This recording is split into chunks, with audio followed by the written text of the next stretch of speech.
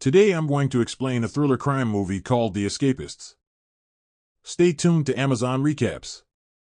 The movie opens inside a high-security prison where an old man named Frank Perry is deep in thought. From his expressions, it is evident that he is going to do something drastic and bold that he has never done before. Frank slowly goes out and walks to the cell of the prison's main gangster, RZA. Elsewhere in the prison's laundry room, 4 other inmates are preparing to escape. These include Lenny, who is in for 8 years, Viv Batista, who has a sentence of 12 years, a middle-aged man named Brody, who is serving life imprisonment, and a young lad named Lacey, who's just here for the free food. They hastily break the ground around the drainage inlet and make a hole big enough for a human to fit in. The group then gets inside one by one, except for Brody, who seems to be waiting for his close friend, Frank. It turns out that all of these inmates were expecting Frank to show up instead of Lacey. After waiting for a good while, Brody eventually gives up and heads down the hole, but he accidentally forgets his cap on the floor, right next to the hole. A few minutes later, Frank, who seems to be bleeding from his abdomen region, arrives at the spot. He grabs Brody's cap and slips right into the hole. The scene shifts abruptly to several months ago, where Frank is on laundry duty. He grabs all the clothes that need to be washed from various cells and takes them to the room where a huge industrial-scale washing machine is kept. This seems to be a regular job for Frank, who is serving a life sentence. As there is no hope for him to get out, Frank seems to have accepted the harsh realities of prison life. He does his job, keeps his head down, and doesn't mess with the prison gangster RZA. He is now towards the later end of his life and has his own group of friends here. One afternoon, Frank returns back from his laundry duty, only to see his cellmate packing his bag. The latter's jail term has come to an end, and he is heading home. Meanwhile, all the other inmates have gathered to see the new batch of prisoners. They are covered in antibacterial powder and are wearing nothing but underwear. Everyone is amused by this sight, especially RZA's younger brother Tony. He is a sadistic junkie who likes to physically assault good-looking inmates. Tony's eyes have already fallen on a newcomer, a pretty-looking youngster named Evan Lacey. Shortly afterwards, the new inmates are shown their cells, and Lacey is placed with Frank. The youngster tries to introduce himself, but the latter doesn't seem to be interested. That evening, a mail boy drops a brown envelope in Frank's cell, and he casually picks it up. It turns out our hero has been writing letters to his home, especially his daughter, for the past 14 years. He has never gotten a single reply and doesn't think he ever will. But to Frank's utter surprise, the brown envelope actually contains a letter from his wife. It reads that their beloved daughter has recently been admitted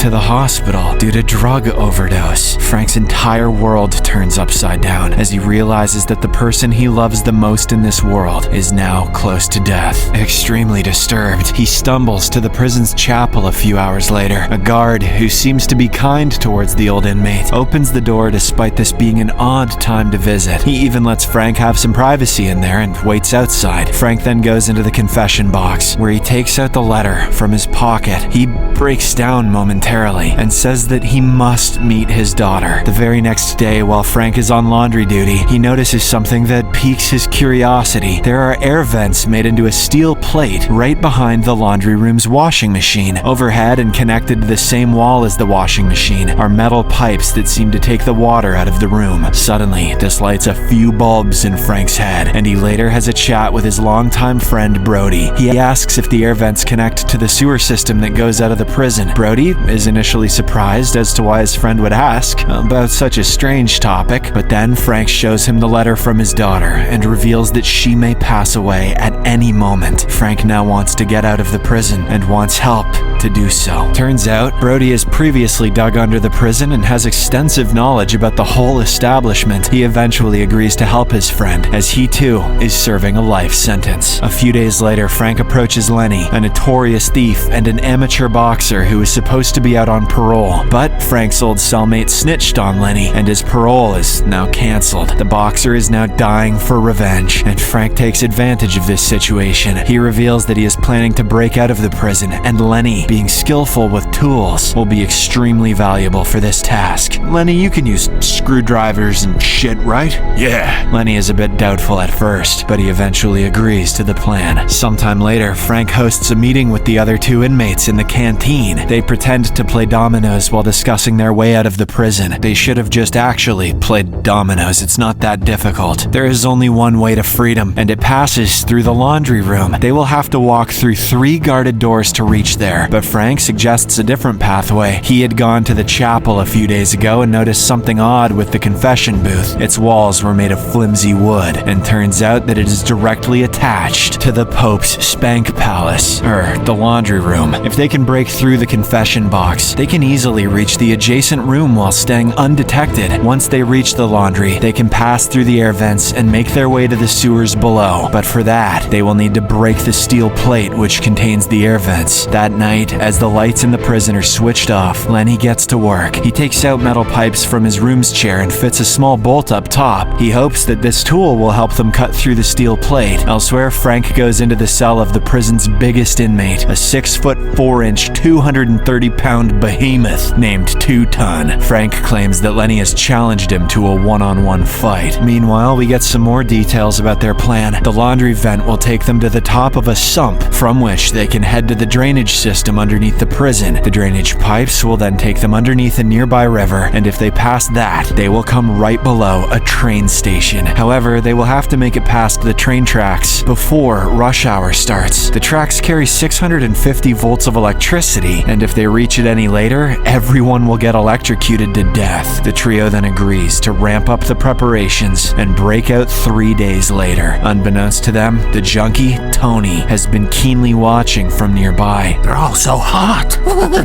That night, all the inmates gather in the canteen to watch 2 Ton and Lenny go head-to-head. The giant is obviously too powerful and beats the lights out of Lenny. However, the latter manages to sneak a thundering punch that knocks out a diamond-encrusted tooth from 2 Ton's mouth. Lenny quickly gathers the teeth before the guards break up the fight. Later, while everyone is asleep, Lenny glues the diamond to the bolt of his metal pipe-like tool that he created a day ago. The scene then shifts to the present, where this group of fleeing inmates has reached the air vent behind the washing machine. Lenny uses the sharp end of the diamond attached with his tool to cut through the steel plate. The group then comes out to the other side, where they soon see the sewers. Unfortunately, they will now have to travel deep into the sewers so that they can pass underneath a river that flows near the prison. Back in the past, the inmates are all taking a bath in the common shower room. Tony, who had seen the discussions, approaches Frank and asks if everything is all right. It is obvious that he knows the old man is up to something. He then tells Frank to keep his door to his cell open and promises to visit the next day. Later, Frank informs his partners about the incident, and it immediately dampens everyone's mood. Everyone knows that Tony is untouchable, since he is the brother of the prison's main gangster, RZA. If they sit back and don't do anything about him, their plan is guaranteed to be exposed. Thus, Frank proposes to bring someone else into their group who can help with this problem,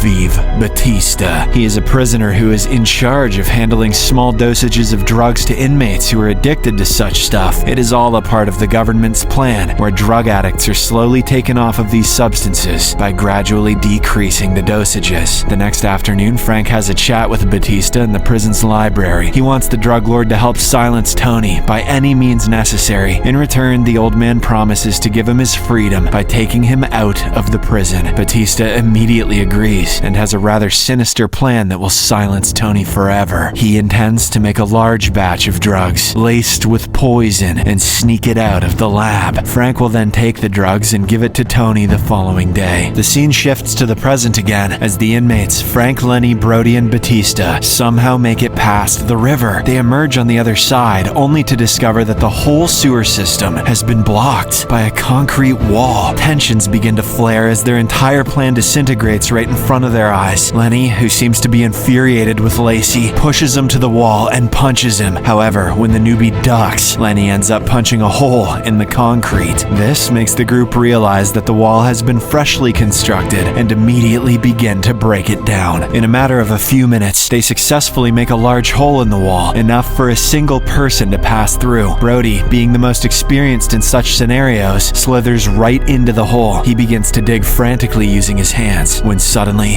bad luck strikes. A portion of the freshly constructed wall collapses, and he is trapped under the rubble trouble. Frank hurriedly digs out whatever dirt he can get with his hands and manages to reach his friend. Although Brody is not conscious, he seems to be breathing just fine. Back in the past, morning arrives, which means Frank is getting ready for a visit from Tony. The old man has a stash of drugs in his locker that has been secretly laced with poison. He plans to hand it to Tony so that the latter will snort it and eventually pass out. Unfortunately, the junkie doesn't arrive alone in Frank's cell. He has brought another weird inmate with him. This is my friend, Skeevy Steve. Tony grabs the poison stash of drugs and gives it to the weirdo. He then turns his attention to Lacey, who is still asleep in the top bunker. It is obvious that Tony fancies Lacey and wants to slip into his DMs. However, the new inmate fights back and beats Tony with a nearby chair. The weirdo sees this and immediately bolts away with the stash of poison drugs. Come back here, Skeevy Steve. On the other hand, Tony is so hurt that he stumbles outside the cell in a disillusioned state. He eventually ends up falling down a flight of stairs, leading to his death. In the present, the escaping group of inmates moves forward while taking turns carrying the injured Brody. They soon reach an abandoned train station and realize that they are on the right track.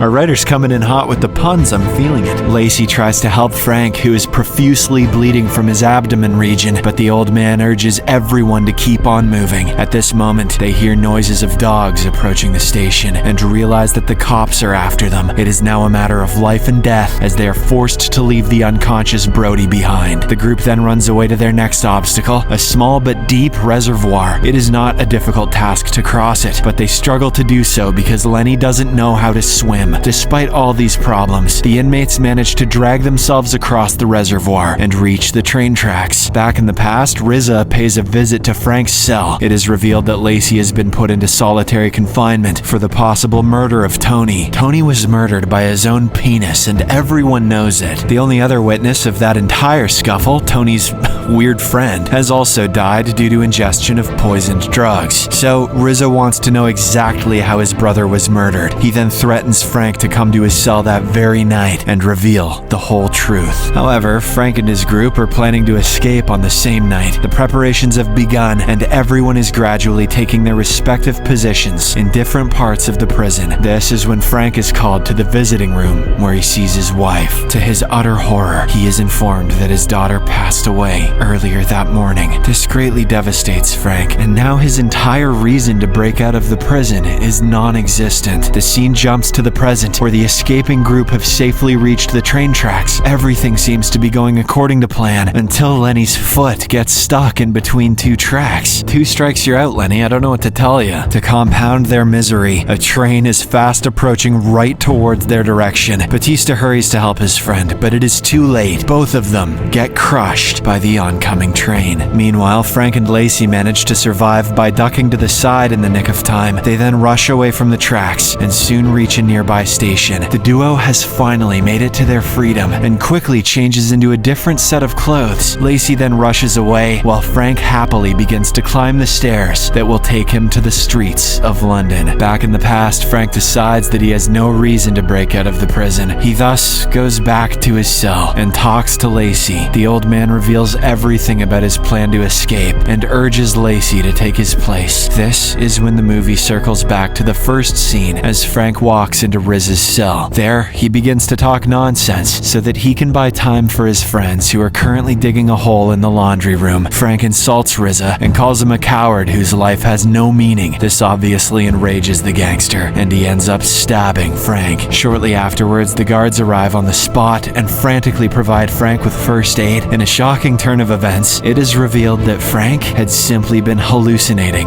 making it to the laundry room. In reality, his friends had gone on ahead with the plan, while he stayed behind to buy them time. The movie ends as Frank slowly drifts into unconsciousness. For more videos like this, please subscribe to Amazon Recaps and hit the bell icon. Like and share to help the channel out. Thanks for watching. See you in the next video.